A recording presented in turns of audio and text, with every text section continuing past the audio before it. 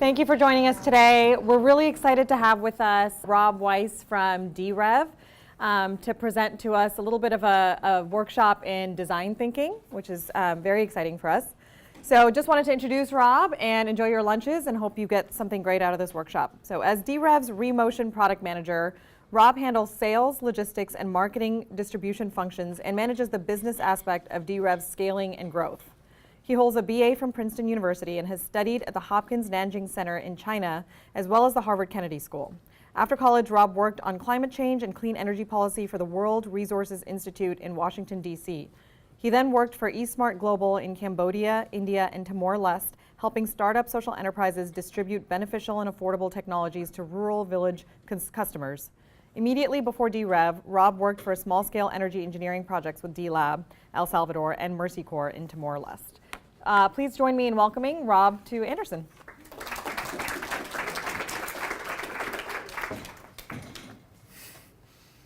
Well, thanks everyone. I'm really excited to be here and share with you a little bit about D-Rev, what we do, hopefully explain kind of the unusual sort of intersection of work at, we're both a nonprofit, but we act in a lot of ways like a for-profit medical device company.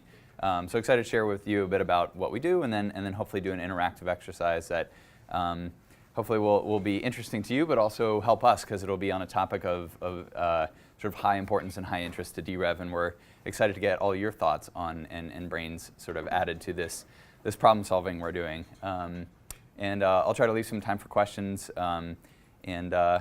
please feel free to jump in or raise your hand at any time if there's anything that's unclear or if I'm using jargon. That's something we unfortunately do a little bit too much of in this sector, so please stop me if there's anything that's unclear. So D-Rev exists to design and deliver medical technologies that benefit primarily low-income areas. So our key goal is really to work on closing gaps in access to medical technology. This comes from a belief that regardless of where you are, where you're born, who you are, every baby and every person should have a right to sort of the highest level of medical treatment and medical therapy that we know of. Nobody should suffer or die from a very treatable illness just because you happen to be born in a place that is lower income, don't have access to sort of high quality medical care, especially knowing that there are tools and technologies out there to fix so many of these things.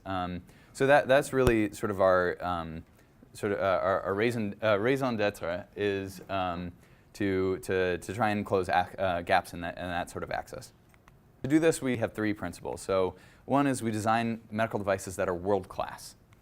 Another is that we're market-driven, and I'll go into a bit what that means specifically. And then finally, we try to be user-centric. You can look at everything from how the end user experiences the product or the device we build, all the way back through the supply chain to make sure that all of our logistics partners and distribution partners, training partners, servicing, that everybody is sort of like able to use this product and able to use it to its highest level of effectiveness. So just a bit deeper dive into what it means to be world-class. So this is a photo of our brilliance jaundice treatment device. Now for those not in the medical field, jaundice is a really, really common condition. I was a jaundice baby. About 1 in 12 babies are jaundiced to the extent that they need a sort of an intensive phototherapy. And so what that phototherapy does is it takes this sort of blue wavelength of light, shines it over the skin of the baby, and over the course of 2 to 5 days usually treats the sort of yellowing of the skin that's essentially the condition of jaundice. If it goes untreated, despite it being highly, highly treatable, in some places where you just can't get access to a phototherapy device like this, if it goes untreated, it can lead to kernicterus, which is a condition where essentially this compound in the blood essentially seeps into the brain and causes long-term brain damage, including deafness and even death in some cases. In the United States, kernicterus, the outcome of jaundice, is what's called a never event. Essentially, it should never happen. It's just as preventable and treatable as making sure that we don't leave surgical instruments in somebody's body. It's something that we know how to do. It's just a matter of, are we doing it regularly enough? But that's not the case in a lot of places around the world. So we wanted to design a device that was functional and durable for jaundice treatment, but also had sort of best-in-class, a world-class look and feel to it. So you can see our device there. It's sort of the blue lamp in the middle. in a neonatal intensive care unit. I think this is either Nepal or northern India. And as you can see, a lot of the sort of equipment around it is homemade, has a homemade feel to it, has sort of paint chipping. They're using bassinets that are sort of non-standard. You wouldn't find in an American or Western European neonatal intensive care unit. But our device, we want to make sure that our devices, while being affordable, are something that you would find in a sort of top-notch neonatal intensive care unit anywhere in the world. So that's sort of our goal when we talk about designing products that are world-class. Also try to be user-centric. This is Agung, who's an amputee and a user of our ReMotion prosthetic knee, the product that I manage in Bali, Indonesia. So when we thought about designing a prosthetic knee for amputees, we realized that really you can't just take a knee that we would use in Western Europe or the United States and simply like pull out features, make it a little bit cheaper, and give it away.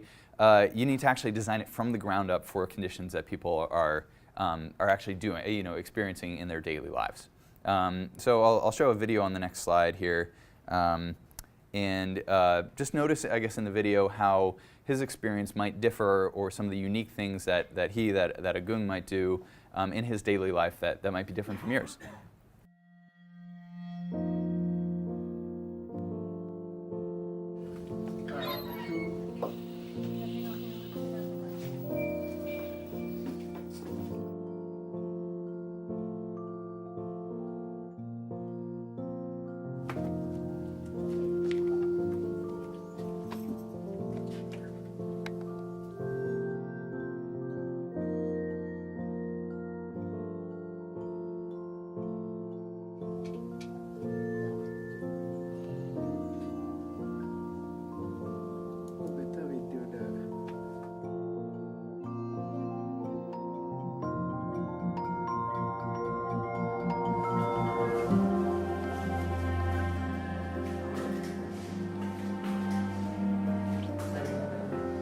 harus lebih lemas lagi.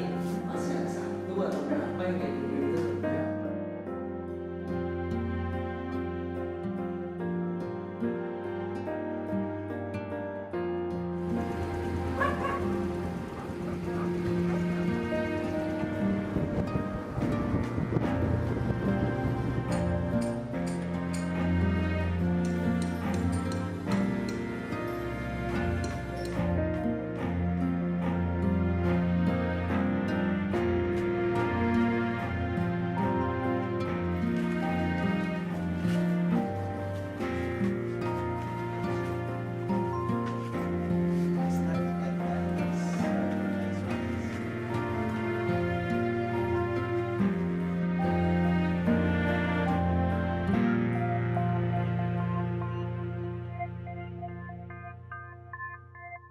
Cool. So I won't go into it in too much detail, but I think as you noticed, there were a number of things in his sort of daily routine, sitting cross-legged to offer prayers, riding a motorcycle, that might be unique to his situation, or even common to folks in his region. And we really had to listen to our end users, as well as our customers. You might have seen very briefly, there's another gentleman who's his clinician, who's essentially working with him to affix the knee in the first place, to adjust it, make sure that his gait, the way he walks, is good and healthy and comfortable for the patient. And we also want to make sure that we're designing in a user-centric way for those clinicians too, because ultimately those are the ones who are, folks like Agung and amputees like him are our end user, but also the clinician and our customer has to be able to use this, has to know how to adjust it, has to fit the tools they have in their office, in their studios. And so that's sort of another user that we have to pay attention to as well. And finally, our third principle is we try to be market-driven. So our customers are customers. They're not, you might hear nonprofits often talk about beneficiaries. And certainly that's, it makes sense in the context of many nonprofits and emergency relief, things like that. But for us, we're trying to support existing systems. So we work with hospitals. This is a doctor in Nepal, and she is highly trained, knows what to do in a neonatal ICU, and is simply looking for the tools, affordable and effective tools, to do her job, essentially. So our goal is not to sort of donate, donate something that she's not looking for or doesn't want. We have to serve her in a market-driven way where we get a feedback loop that essentially if doctors don't want to purchase our devices, that tells us something about the value of the devices we've created. And if something's not selling, that's that feedback loop to say, well, maybe we need to redesign it. Maybe we need to figure out how to make it so that it does deliver value to doctors like this one. So that's a really, really important thing to us.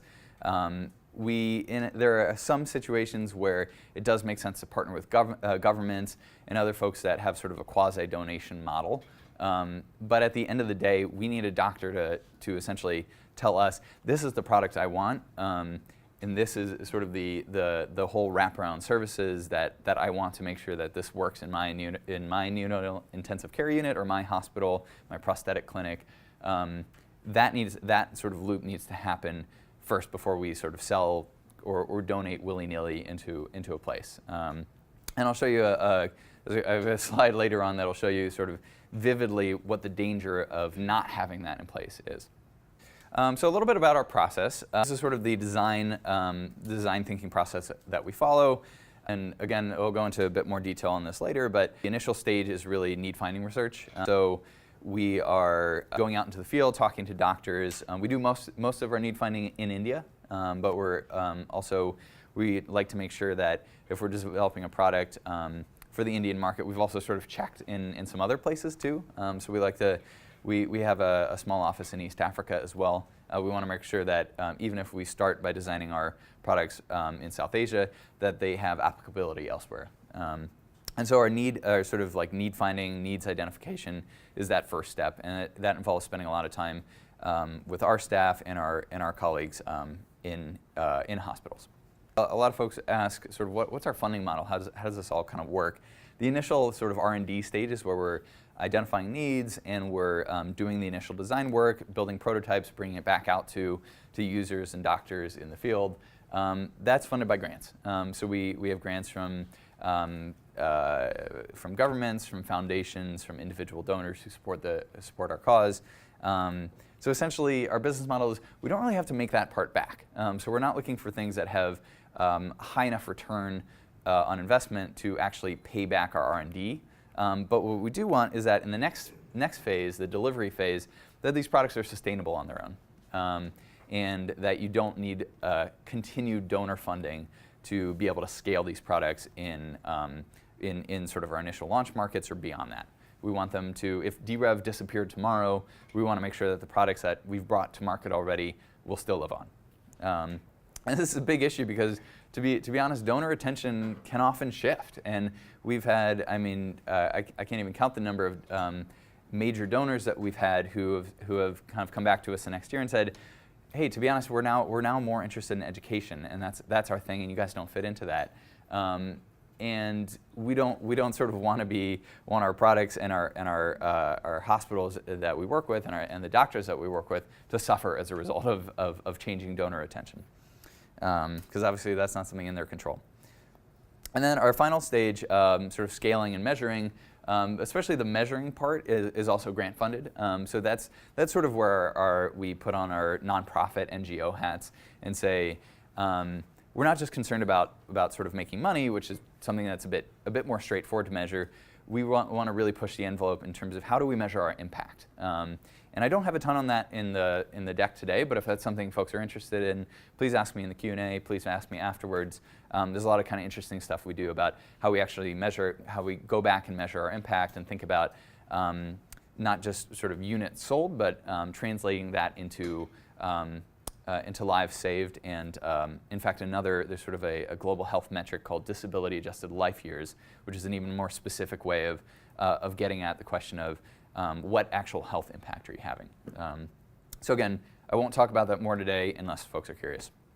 Great, so just a little bit quickly on our products. I know I spoke about this a bit before, but just to give you kind of a couple examples of what we do and the details of it. So this is our Brilliance phototherapy device. It's being used in a neonatal intensive care unit. It sort of starts with the basic science of it, which is, as I mentioned, you shine a particular wavelength of light, which happens to be a sort of a blue light on the skin of the baby.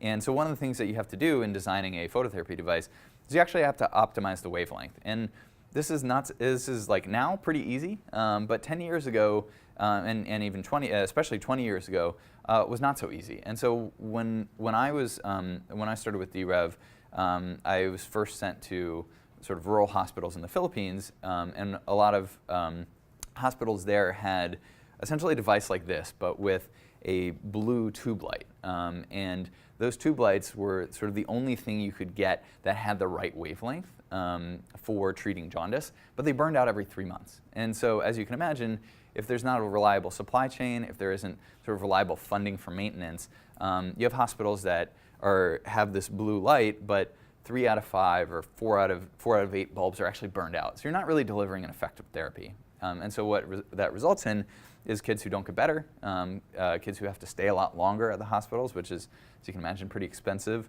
And we wanted to see if we could solve that problem. Luckily, there have been quite a bit of innovation in the field of LEDs recently, and our ability to acquire LEDs in the correct wavelength has become much, much better. So basically, the cost of LEDs of this type have dropped a lot, and we're able to do a therapy that essentially doesn't burn out for 20 years. So LEDs, just to get a little more technical, don't really burn out. It's not going to be like the thing that goes first in a device like this. Their power profile sort of declines over time, but you don't have this problem where bulbs need to be changed every 3 to 6 months. And so for hospitals without a reliable supply chain, this is a huge change. So it's something we're really excited about. We also added a feature that that not a lot of other phototherapy devices have, but we think is particularly useful. We call it smart tilt. So essentially one thing we noticed in working with hospitals is that you're often, and this is actually not even a particularly extreme example, but you're often using phototherapy alongside a whole host of other devices. So the baby may need incubation.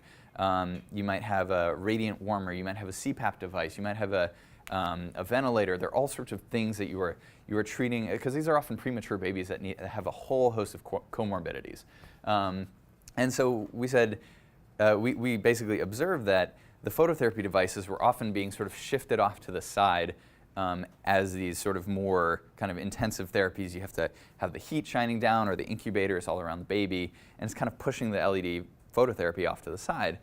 So we said, is there something we can do? Is there something we can do about that? Because if you're moving the device away, you're not getting as much of the sort of intensity of the light on the baby.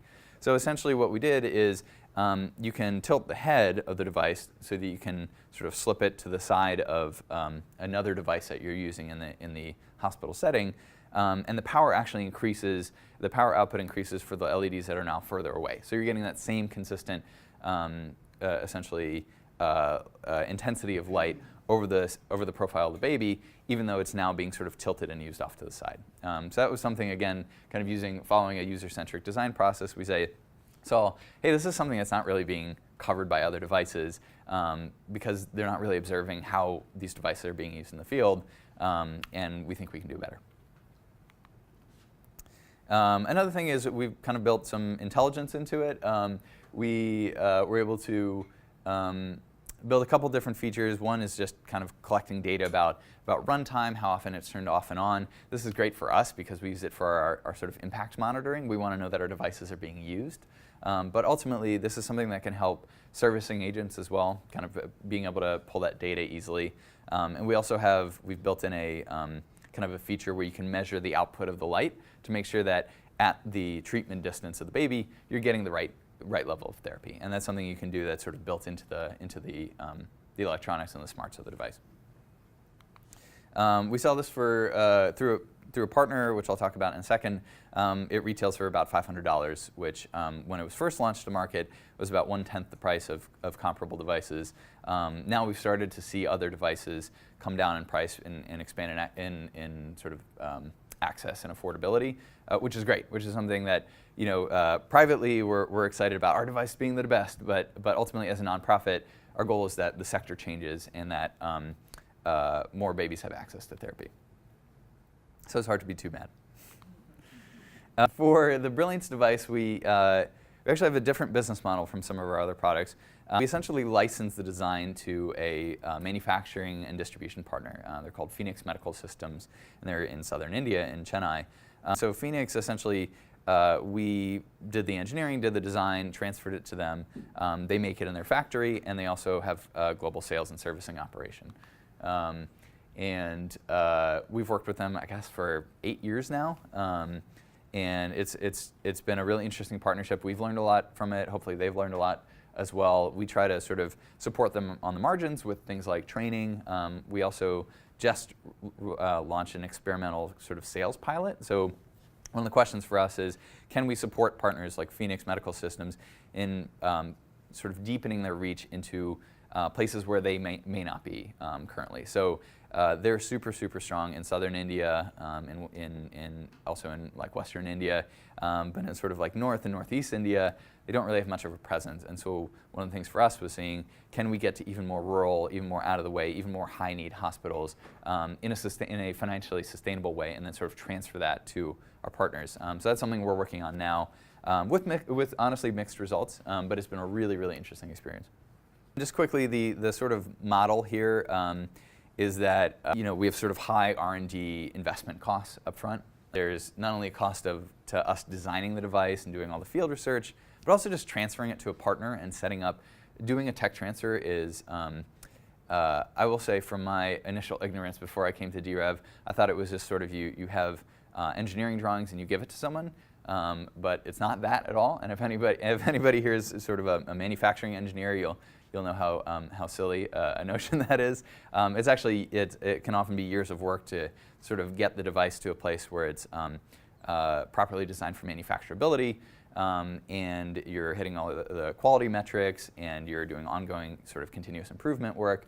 So that's sort of often this big initial upfront cost. But our goal and sort of the hope with this model is that over time that sort of like you have more devices and you have relatively few ongoing costs.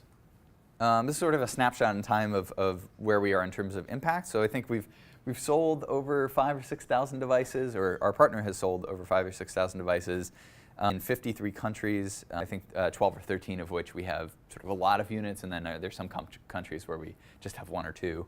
But overall, sort of our metrics are, our baseline is babies treated who otherwise would not have had access to effective treatment.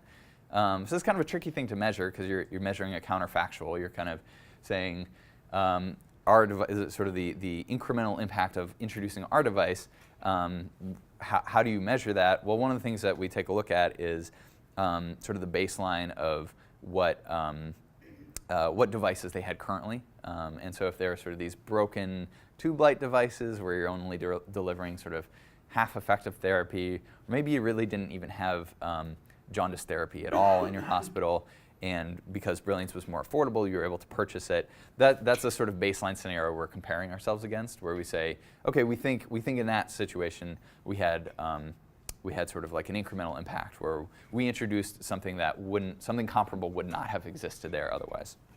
I'll turn quickly to our ReMotion knee. So this is a bit different of a business model. I think you have a sense of kind of the product and what it does from the video I showed earlier.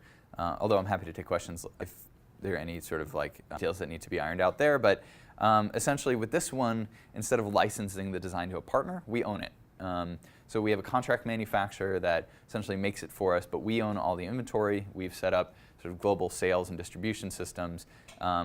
All the customers we interact with directly, and it's essentially made in a factory in China with a sort of close manufacturing partner, and then it's our role to get it out there. Yeah, so just in terms of the impact, we're now in 32 countries. And again, we do sort of a calculation where there have been over 1,000 knees sold since we launched on the market in 2017. But again, in terms of our impact numbers, we sort of translate that down to sort of a marginal or sort of an incremental impact. So we say, first of all, how many patients can we actually verify have been fit with the knee? Because it's one thing to send a knee to a customer, it's another to actually know that the patient is wearing it.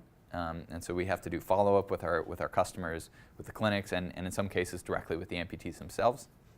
And then we have to translate that into, well, if these patients were wearing a sort of comparable knee already, then it doesn't really matter that they have our knee. But if they were using sort of a lower technology, a really simple leg, or didn't have a prosthetic leg at all, then we can say, actually, yeah, we did have some impact here. And so that's that middle number, that 329 so far is sort of the marginal impact of our knees.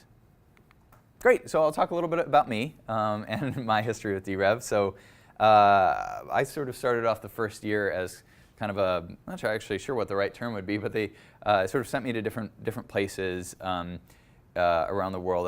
I spent some time in the Philippines, in Kenya, Ethiopia. I was in Malaysia, Thailand, Cambodia, and was basically there to meet customers, do market analysis and assessment sort of work, and kind of come back to DRev with a list of, here are the potential partners in terms of distribution and servicing out there. Here's who I recommend that we work with. Here's some unique things about this market where we might have to tweak our product. And I sort of I would bring that field perspective back to DRev since we're based in San Francisco. This is a prototype device of essentially a brilliance jaundice phototherapy prototype that we're testing with a maternity hospital in Nairobi. And this was kind of an interesting case study of something that did not work out, but the reason we caught it was because we were following sort of a user-centric design process. Essentially, we had this notion that you've got this big, bulky phototherapy device like the one you saw in previous pictures. It's great for large neonatal intensive care units, but what about really rural ones where it's hard to reach, it's maybe a smaller room, you need something that's portable. That was our theory in any case. When we actually brought it to hospitals, what we found was that large referral hospitals like this one said, well, actually, we just need the bigger one because we have multiple babies that we're going to put under it. We want to be able to roll it around our neonatal intensive care unit. Space is not really an issue for us. So they had no interest in something that was portable. And then when we went to the more small sort of rural clinics, they said, actually, we're not doing phototherapy treatment at all. We're just referring it to those larger hospitals because we don't have the capability to hold inpatients. We don't have reliable electricity. We don't have all those other therapies that if you have a premature baby, you need. Things like CPAP, ventilation, radiant warmer. They don't have any of that stuff there, so they're not going to treat a baby for jaundice. They're just going to give them to the referral hospital where they can actually do all those treatments. And so we realized basically there's no market for this. And I think to our credit, we fairly quickly came back and said, okay, let's not do this. Let's figure something else out. And what that project actually turned into was one of the needs that I kind of discovered in Kenya was that the landed cost, and this is totally just a sort of business and supply chain thing, was the landed cost of the device, once you actually take it from our manufacturing site in India, get it to Kenya, get it through customs, get it to wherever it's going, was way higher than $500, which is the price point we wanted it to be and we thought was affordable. And so we looked at, can you redesign the packaging? Can you redesign the device itself so that the sort of shipping footprint is lower? You're able to cut costs on sort of upstream supply chain things that would make a huge difference for the customers downstream. So I think we were able to kind of shift when we were solving for a need that didn't exist, but there were needs that did exist and that we could design for. I think to our credit, we were able to shift. This is, I think, just a striking picture. I kind of early on in my career with DRev visited a refugee clinic on the border of Thailand and Burma. And this was sort of the patient management database. It was a whiteboard on the wall. And these were patients coming in for prostheses. And as you can see, I think the second to the right column of diagnosis, they're mostly landmine victims. So they were most of them are coming from a state, I think Karen State in eastern Myanmar, where there was essentially civil unrest and war. And so you had a ton of people coming out of that with sort of lifelong disability. So we were going to this clinic in an effort to both introduce our product and understand how it could fit into the context of the work they were doing there.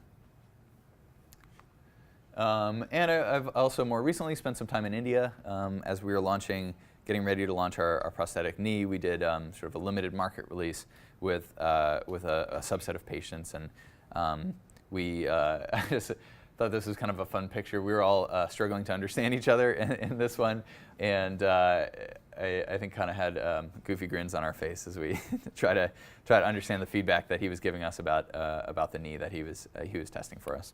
Great, and then so sort of next up for DRev, we're looking at expanding our capability in the neonatal intensive care unit, so more therapies for babies, essentially.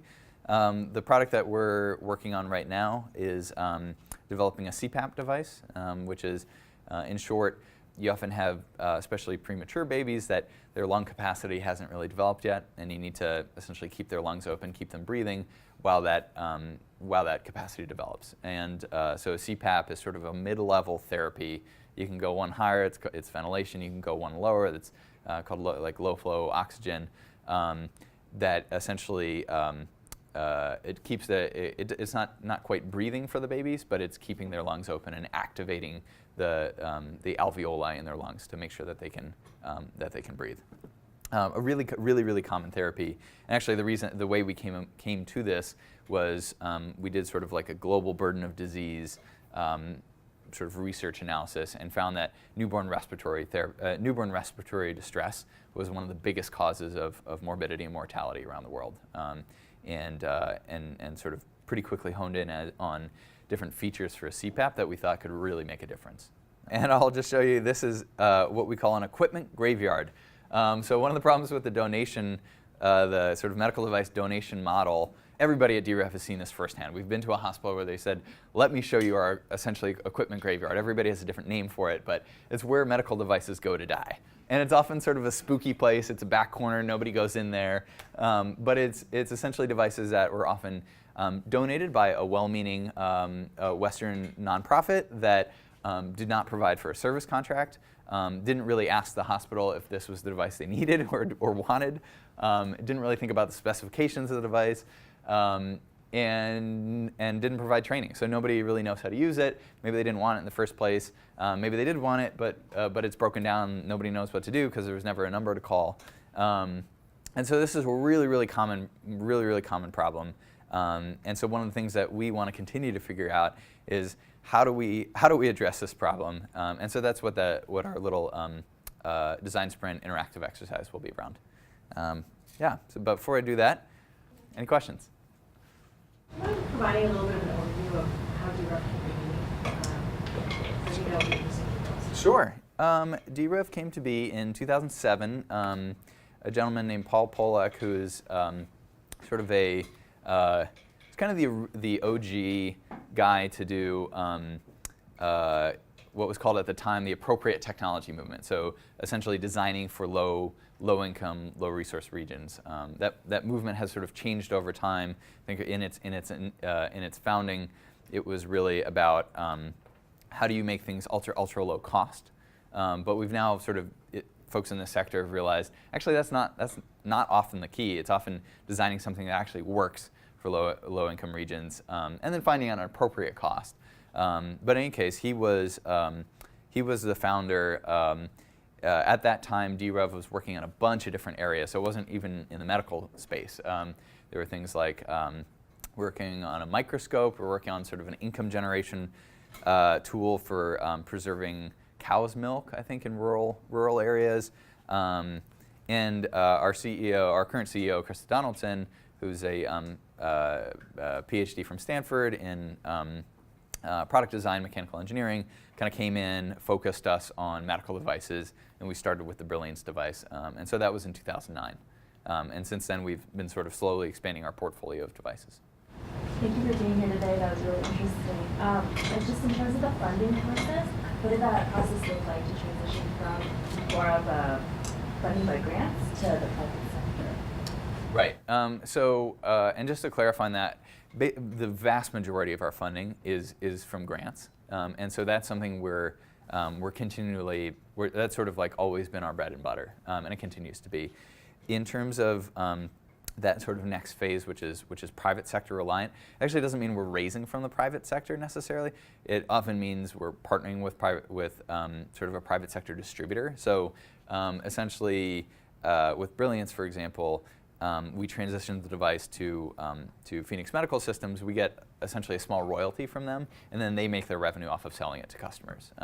So it's not necessarily us that's getting sort of the bulk of the revenue from that product, but at least it's being sort of sustained through a private sector mechanism. That said, in the future, one of our main tasks that's sort of been assigned to us by our board is how do we increase our earned revenue? It's being reliant on donors is really tricky and really frustrating in a number of ways. It's also great for someone like us. It gives us the freedom and flexibility to design products that aren't going to have huge returns, but we think have major implications for impacting lives. But we are hoping in the future to start thinking about how do we also generate some earned revenue. So given that, how did you think about price for the Brilliance product? You said it's about 1/10 of the price of similar objects in the market, so how do you come to that number? Yeah, well, to be honest, it wasn't very sophisticated. It was kind of a simple calculation on sort of the bill of materials cost and cost to actually assemble the product. So I think it's about 2x what it costs to make the product. And so we thought that seemed fair, and that seemed sort of like what the market could bear. But we're trying to get more sophisticated about that and trying to understand the right balance between generating revenue for us and for our partners, and doing something that will also expand access. And so one thing that I think about a lot is when we're finding distribution partners, whether it's Phoenix or even sort of like sub-dealers with our ReMotion product, I don't want to have to ask those distributors to essentially do us a favor or to do something like sort of on a pro bono or reduced rate, because I know they're not going to develop the market, they're not going to invest in the product, they're not going to see it as a priority. And so I want to make sure that we, in the future, build in enough margin that takes front and center, that they're actually incentivized to sell this thing. And I think, of course, we need to balance that with not making it so expensive that only the most high-income hospitals can get it. But that's something that we're getting more sophisticated about researching. You mentioned a metric of using the Disability-Adjusted life years to sort of analyze your different projects. Can you talk about how you go about seeing which projects are going to have the best return? Yeah, totally. So Disability-Adjusted life years, or DALYs, is kind of currently the best available metric that we have for measuring global health interventions or projects across different disease sectors. There's been quite a bit of academic research to try and quantify the impact on someone's life of a different type of morbidity. So one of the interesting things about DALYs is that it really heavily weights things that cause mortality, and especially early in life, because it's essentially measuring how much life or sort of like well-being has been lost. And so if God forbid a baby dies due to a certain disease, that has huge implications for DALYs. So essentially we look at the established literature, which has sort of DALY rankings for a huge host of diseases. Jaundice is pretty high, newborn respiratory distress is pretty high. Coincidentally, the product that I lead, sort of a prosthetic knee, is really, really low, because it's not something that's, it doesn't cause mortality, being disabled, and also a prosthetic knee is an intervention that typically knees last for 3 to 5 years, so it's not even a lifelong intervention. So when we start to look at future products, we start with sort of the DALY calculation for that specific disease area, and so we're able to compare kind of across products. If we have projections of we're going to sell over 5 years 10,000 CPAP devices, and we think over the same 5 years we could sell 15,000 jaundice devices, we're able to sort of make that straightforward calculation there. So that's sort of a key tool, and it's just something we've actually started to implement this year in doing sort of portfolio analysis. And so our goal to really get in the weeds over the next 10 years is going to roll up into an overall DALY goal. So we're going to say we can work on newborn respiratory distress, newborn jaundice, newborn nutrition, and that based on our sort of combination of sales projections and the sort of DALY metrics for each disease area that we think we're treating, that's going to roll up into an overall goal that we want to avert essentially 50 million disability-adjusted life years by 2030. You mentioned the equipment graveyard and bringing equipment that people actually need in these hospitals to your DALY calculation of this. Does that incorporate feedback from the field when you go out and talk to these different hospitals, or how does that input from the field get injected into that prioritization model? Yeah, that's a great question. I think we need to find ways to make sure it does. It's pretty easy to do, especially when calculating impact, because there's no gap for impact, right? I mean, there's no standard accounting principles for impact. And so it's pretty easy for us to say, we're going to do a quick lit review. We're going to multiply that by the number of units sold. We're going to do maybe a quick baseline study that establishes, across all these hospitals, like they have a low level of treatment for this therapy, and kind of call it a day. And so one of the things that we need to do to make the model more sophisticated is actually look at how our devices are being used, how long they're being used, how they're sort of what portion of that disease are they actually averting. So having a CPAP device is great, but if you don't have trained people to use it, if it only lasts for a year before it breaks down, those are all things that, in theory at least, should play into an impact calculation. So we sort of start with a simple model, and then over time, our goal, and we'll do this once we launch the CPAP device, is to sort of add more and more complexity to that model as we're able to pick up different indicators about how the thing's actually being used and what sort of training and how effective it is. All right, any more questions at this juncture? Looks like no. So okay, we'll go on to the exercise. Despite our sort of designy name, and DRev is short for, the original name was Design Revolution, Design for the Other 90%. That's the full name on our books, but we just go by DRev now.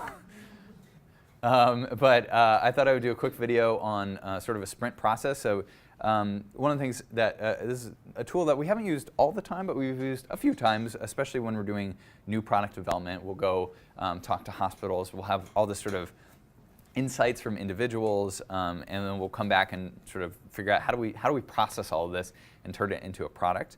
And so this is a quick overview of a tool that we have used, a design sprint. Hi, I'm Jake from GV, and this is a super fast intro to our sprint process. The big idea with a sprint is to build and test a prototype in just 5 days. It's kind of like fast forwarding into the future so you can see how customers react before you go to all the time and expense of building a real product. Every sprint starts with a big challenge, a team of about 7 people, and a clear calendar.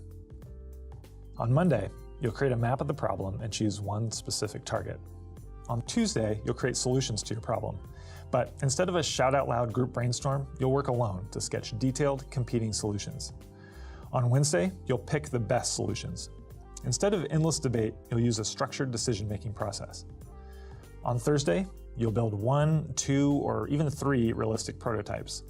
These prototypes are just a facade of a finished product. You can use tools like Keynote, Marvel, and Envision to create fake apps and websites, or to quickly prototype hardware, you can use a 3D printer or modify an existing product, or just prototype the marketing materials.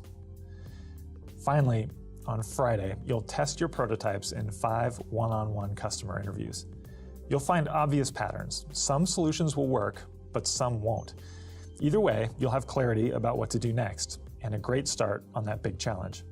To learn more, check out our book, Sprint. It's got detailed hour-by-hour instructions, and it's packed with story. All right. Don't need the pitch for the book. But actually, they have a great set of videos. This is Google Ventures, a great set of tools for doing a design sprint. And I would say it's maybe more structure than you always need. We've used this process once or twice and kind of modified it for our needs. But if you're looking for something really structured, you can always kind of take their rule book and then kind of dial it down or dial it up for your particular needs. So just a couple sort of like a really quick way that we think about it to digest field data is we sort of summarize and group each insight. So we'll have bullets from we did one hospital visit and here are the 5 things we learned from it. Put it on a sticky note. Put that sort of small insight on. Quotes are really great because they're sticky. They stick in your mind, and it's really easy to. It's really easy to misinterpret something. To sort of like if you're trying to write down and summarize something somebody said. So it's great to have that sort of original quote to sort of check yourself and have maybe a couple different people say, oh, actually, I think it meant this. So having this sort of the originals is helpful. Once we sort of summarize and group them in stickies kind of on a whiteboard, whatever. We'll sometimes do a heat map of kind of where there's energy, so everybody will have kind of sticky dots, or we'll mark with a pen sort of where they see sort of the critical insights. So we'll have sort of like a group that says maybe something like respiratory therapy is effective, but there are all sorts of difficulties in actually setting up the device, and that will be sort of one collection of insights. And let's say you think that's actually a really, really important thing that we're going to need to design for. You might put sort of like a little check or a sticky there to kind of indicate, yeah, I think this seems to be kind of a key insight and something that we should pay attention to. So once we have that, we kind of have sort of a heat map of like where there's interest, where there's energy, where we think we see like a real need or a real problem statement. And then kind of last thing to think about is to try not to jump to solutions. I think the easiest thing for us is to see a problem and say, oh, I know how to solve this. We need to do a better training protocol. But there might be actually 10 different ways or 15 different ways to solve that same need. So that's kind of some of the principles of a design thinking approach. So here's the topic. So something that we're trying to figure out at DRev, and this is again going back to the equipment graveyards, is how might we design a service, ideally one that someone is willing to pay for, to drive higher device uptime. And so what I mean by uptime is essentially the time that the device is working. So rather than having a device that's down or broken, making sure that they stay maintained, stay properly serviced. So just I'll run through a quick couple of insights, since we don't have the time to sort of take the raw data and turn it into insights, but just a couple bullets. In hospitals of all sizes, we see broken devices, even in places that have well-trained biomedical engineers. And those are the folks who are doing the actual servicing. They're usually based at the hospital, although sometimes they're independent, that are actually doing the maintenance and servicing on a device. So basically, the biomeds are not able to fix what's happening in hospitals generally. Doctors and nurses are expressing frustration with broken devices, but they also have come to expect poor service. So there's not really an expectation of anything different, even though it's really annoying. Even well-trained biomeds don't have the information or the tools, the parts they need to actually be able to service so many different devices across so many different health areas in the hospital, and from so many different medical device suppliers. And then finally, the distributors, or the distributors themselves, and in particular sort of the last mile sub-dealers, rarely have the capacity or even maybe the incentive to deliver high quality, timely service to make sure that devices are running. And so the question is, what can we do about this? Is there some service or design, a thing that we can design to try and solve this problem? So sort of quickly, the way you want to approach this is just a couple different questions here. So who would be, okay, if we're designing a service to fix this, who would be the payer, who would be the user? And it really could be a lot of different people. It could be something that other medical device suppliers pay for, and the end user could be anyone from the hospital biomeds to sub-dealers, to the suppliers themselves, to the clinicians. And then sort of like a quick summary of like what your concept might be and the revenue model for it, and then ideally a catchy nickname. Is this for a hospital-based product or an end-user product? This would be for a hospital-based product. Yeah, thanks. Good clarification. Yeah, think about any of the devices, or in particular, think about like a CPAP device that we're working on, because that's what we really need it for. I'll give a quick example, and then we can kind of let you guys come up with it. And in fact, if you guys want to do it in teams, maybe every 2 rows gets together and kind of talks about it for 5 minutes. That could be useful. But here's just a really quick example of one that we've come up with. So the kind of theory of change is that like increasing device uptime will lead to positive health outcomes. The way we would do this is by like building a sort of a well-trained biomedical engineer workforce for hire. So DRev builds this sort of white label service where we allow other medical device suppliers to outsource their servicing and training needs to us, because we have this great staff of biomedical engineers, knowing that we'll provide excellent service on a timely basis. It allows med device suppliers to sort of have more predictable servicing costs because they'll just outsource it to us. Maybe there are a couple different packages. If you think you're selling a device that has a low level of service, you get the bronze package, and it's not that expensive, and vice versa. And so it would be sort of like a subscription-based thing where they can call upon our biomedical engineers at any time. And then our catchy nickname would be service as a service instead of software as a service, or SaaS. Does that make sense as the kind of concept we're looking for? So it doesn't, obviously the content doesn't have to be anything like this. It could be totally different pair, totally different concept. But that's the kind of thing we're getting at. Cool. And yeah, does everyone want to kind of do each 2 rows, and then we'll take just 5 minutes, kind of come up with a quick concept, and then hopefully we can share them and then close up. All right. We can reconvene. And thanks in advance for solving all of our business problems. Hugely helpful. Cool. So can we just take 5 minutes and someone from each group present the concept? Let's start maybe in the back with you guys. Yeah. Yeah. So we had IKEA-ize it. So design the products so that they're like IKEA furniture, pack flat, single hex key, languageless, so anybody can really fix them. Mm-hmm. Got it. So design the, you don't even need training. It's sort of like so intuitive that, yeah. Cool. Okay. Great. Mobile app-based tool that would basically provide the technical information for the existing bio engineer. Is that what we call it? Yep. The biotech. That would be sort of a little bit modeled off of like when you have those big printers, copiers in offices. Yep. And if something goes wrong, it steps you through what to do, help you debug the problem or find a solution, and it'll lead you to either how to fix it or what part you need to order, and you can even maybe order it directly from the distributor. Cool. So it's called the DIY Rev. DIY. Okay, got it. And so who's the pair for? Is it something that sort of a service that DRev would build out for our use? Yeah, you would provide it for them. That was one thing we were discussing, is whether or not the hospital would want to pay for it as a subscription model, or whether it's actually more beneficial financially for DRev to actually provide it and say, here, your bio guys will now be able to take care of it. And in a way, that actually might even be better, because then you don't have to work. You're giving them everything they need. They don't have to pay any extra money to, to keep it up, because they could very well not pay anymore, and then they use the technical information and they stop using it. Got it. So somebody's saving costs by needing to do less of that service.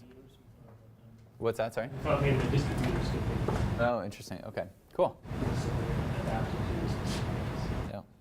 Great. Thanks, guys. We thought of an app too, but we didn't get that far in fleshing it out. Another idea we had was to be like a medical device recycler, or kind of like the Amazon for medical devices. So you receive returned medical devices for a disc, you get money for that, and then they can redistribute or fix and redistribute. So it would be a whole business model around medical device recycling. Cool. Okay. So your device, instead of sitting in a graveyard, when it breaks down, you're sending it back to the manufacturer, and then they can sort of fix it and sell it as maybe a refurbished device or something like that in the future. So, cool. Awesome. Ours was more going kind of upstream, thinking about really diagnosing the problem instead of fixing kind of and solving the issue, but really thinking about understanding, putting some feedback loops within the actual device itself, kind of like the Brilliance product, so that it will let people know kind of that there is a problem, this is what the current issue is. The way we thought DRev would be able to kind of monetize on that would be to then, for every time the problem comes up, they'll actually call DRev, and DRev walks you through kind of the process once you have a very concrete diagnosis of what's going on. Yep. And for every single one of those instances that happen, that's when the medical device company would reimburse you. Got. Sorry. The last piece is so there's a. So it's a supplier of a different sort of maybe a non-DRev medical device. DRev is walking them through how to fix that supplier's device, and then gets paid by the supplier. Cool. Okay. Awesome. Great. Those are really good ideas, guys. Yeah. Obviously, the the next step would be sort of we'd heat map different pieces of it. One of the things that we do sometimes when we have solution concepts is we'll sort of put them on the board, and maybe somebody doesn't like the whole solution, but there's some piece of it that they really like. You know, there's a piece of it where there's a subscription model, and maybe that goes well with something over here. And so we'll sometimes heat map the specific things and then have a chance to kind of discuss as a group which aspects of each solution we liked and how can we apply that to maybe a different solution. So just some closing thoughts real quick, since I know we're running out of time. You know, I've been with DRev for 6 years, and I think I still believe, having been in the sector for a while, that innovation can really drive meaningful change for people's lives. And it's something that, because it has value and because it has meaning, is something we can't just mess around with. This sector needs to become more sophisticated and professional. I think we're doing that well on the engineering side, but where there's a real gap, in my perspective at least, is on the business side, on the distribution side. There are too many nonprofits that think like nonprofits when they're trying to do things that might actually be better solved by markets. And that missing piece of sort of knowing how to manage a distribution chain and solving supply chain problems and understanding tariff structures and understanding the impact that dumping devices into a market might have, being able to think through the sort of economic and business piece of it, I think is incredibly important. And that's something where I think you all have unique skills to really make a difference here. So if you have any questions about sort of this industry or how you might even be able to find a role in it, please let me know. I'm happy to help. I think we need more folks with your skill set. So thanks for your time. I really appreciate it.